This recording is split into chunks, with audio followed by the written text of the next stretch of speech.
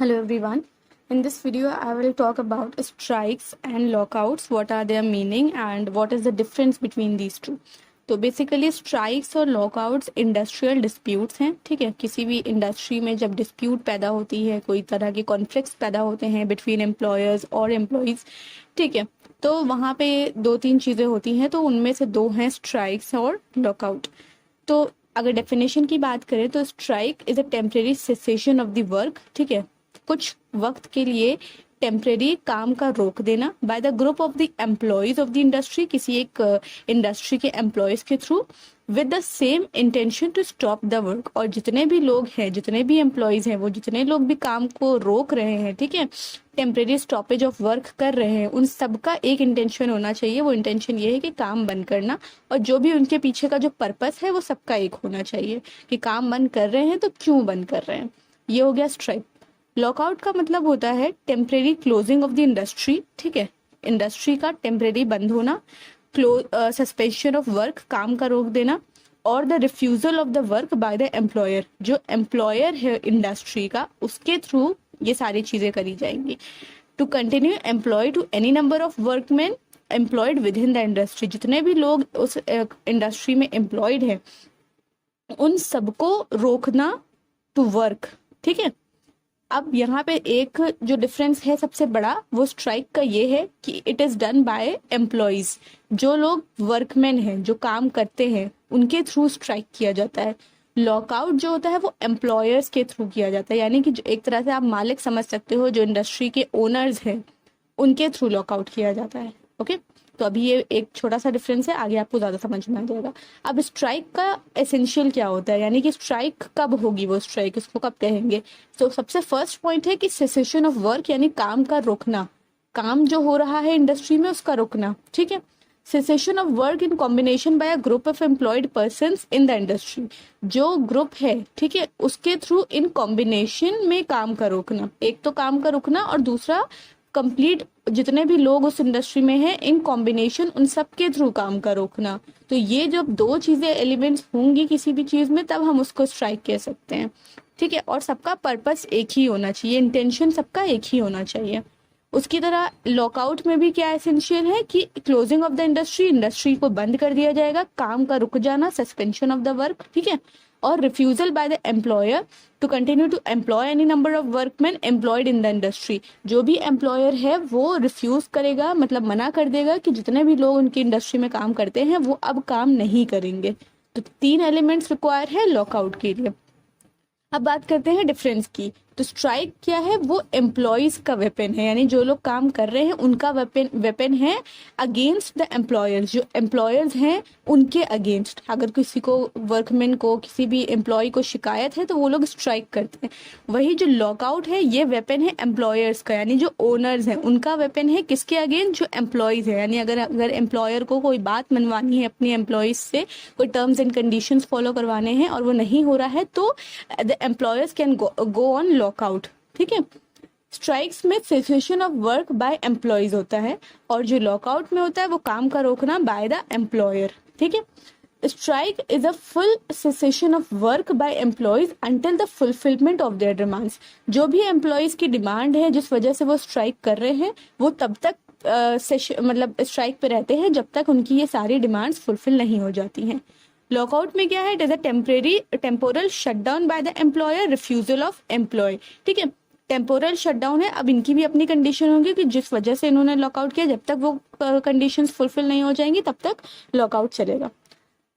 The reason are often economic, ठीक है, wages को लेके या वर्किंग आवर्स जो है, या जितनी भी इकोनॉमिकल प्रॉब्लम जो वर्कर्स हैं उनको आ रही हैं, वो सारे रीजंस होते हैं किसी भी स्ट्राइक के।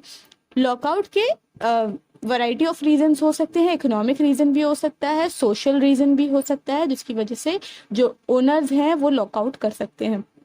The strike is conducted to gain a concession from the employer, तो यही इनका पर्पस होता है कि इनको किसी तरीके का कंसेशन चाहिए, अपनी बात मनवानी है, किससे, एम्प्लॉयर्स से। लॉकआउट्स में क्या होता है, is used to enforce the terms of employment during the dispute, उनको अपना कोई बात मनवानी होती है, जो ओनर्स होते हैं उनको अपने टर्म्स ऑफ कंडीशंस अप्लाई करवाने होते हैं, इसलिए वो लॉकआउट करते हैं। ना अलग अलग टाइप्स होते हैं यहाँ पे, जैसे लॉकआउट का कोई भी टाइप नहीं होता, लॉकआउट सिर्फ एक तरह के होते हैं। लेकिन स्ट्राइक जो होता है, स्ट्राइक के कई सारे टाइप्स हो सकते हैं। तो एक जनरल स्ट्राइक होती है, ठीक है, ये लीगल स्ट्राइक होती है। इसका मतलब होता है कि जो वर्कमैन है वो प्रायर नोटिस देते हैं पहले एम्प्लॉयर को, ठीक है, 6 महीना मोस्टली ये होती है कि 6 महीने पहले आपको नोटिस देनी होती है कि हम स्ट्राइक कर देंगे अगर आप मेरी ये बातें नहीं मानोगे। तो अगर वो टाइम पीरियड बीत जाता है और जो उनके मैनेजर्स होते हैं, मैनेजमेंट स्टाफ होता है, इंडस्ट्री उनकी बात नहीं मानती है, तो they can go on strike. ये होती है जनरल स्ट्राइक, और उसको लीगल स्ट्राइक भी बोलते हैं, मतलब ये लीगल होती है। उसके बाद seat down strike. Seat down strike का मतलब है जितने भी एम्प्लॉयज हैं वो सारे इंडस्ट्री में आते हैं, ठीक है, अपना जो टाइम होता है उसी तरह अपनी जो पोजीशन होती है, जो हाँ वो लोग काम करते हैं वो उसी पोजीशन पे जाते हैं, लेकिन कोई भी काम नहीं करते हैं, ठीक है, वहां पे जाके सिंपली बैठ जाते हैं। The object of the strike is to cripple the production of the industry, ठीक है, वो इंडस्ट्री का जो प्रोडक्शन लेवल है उसको गिराना चाह रहे हैं या जो भी इस तरह के पर्पस है, तो वो हो गया sit down strike. Pen down strike same sit down strike की तरह है। पेन डाउन स्ट्राइक बस व्हाइट कॉलर जॉब्स के लिए होता है, यानी जहाँ पे पेन पेपर वाले वर्क होते हैं, कंप्यूटर्स वाले वर्क होते हैं, वहां पे जाके एम्प्लॉयज अपनी सीट पे बैठ जाते हैं और पेन कंप्यूटर कुछ भी टच नहीं करते हैं, ठीक है।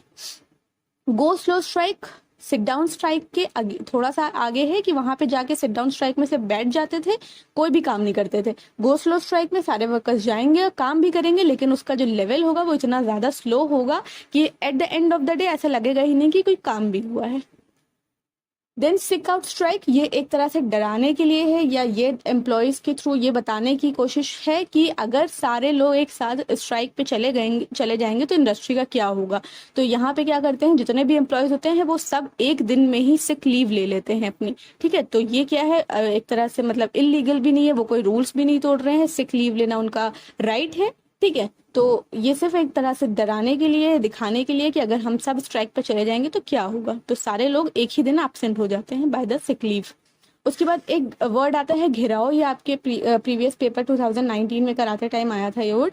तो सिंपली यहाँ पे क्या होता है कि a collective action initiated by a group of workers under which members of the management of industries establishment are prohibited from leaving the business or residential premises by the worker who block their exit through human barricade. जहाँ पे भी लोग हैं, ठीक है, जिनके against वो strike करी जा रही है, ठीक है, वो रेजिडेंशियल एरिया या जो भी उनका ऑफिस है या जो भी है, तो वहाँ उस एरिया के चारों तरफ से लोग जो एम्प्लॉयज होते हैं वो इकट्ठा हो जाते हैं और उनको बाहर नहीं जाने देते हैं। तो ये एक तरह से ह्यूमन बैरिकेड बना देते हैं। तो घेराव मतलब एक घेरा जैसा उस पूरे एरिया का बना लेते हैं और उनको बाहर नहीं जाने देते हैं। तो इससे पब्लिक में भी आ जाता है कि हाँ यहाँ पे कुछ स्ट्राइक जैसा चल रहा है, तो इसको बोलते हैं घेराव। सिंपैथेटिक स्ट्राइक का मतलब होता है ये कोई डायरेक्ट स्ट्राइक नहीं होती है, अगर कोई और ऑर्गेनाइजेशन में स्ट्राइक चल रही है तो उन लोगों के सपोर्ट करने के लिए जो स्ट्राइक करी जाती है उसको बोलते हैं सिंपैथेटिक स्ट्राइक।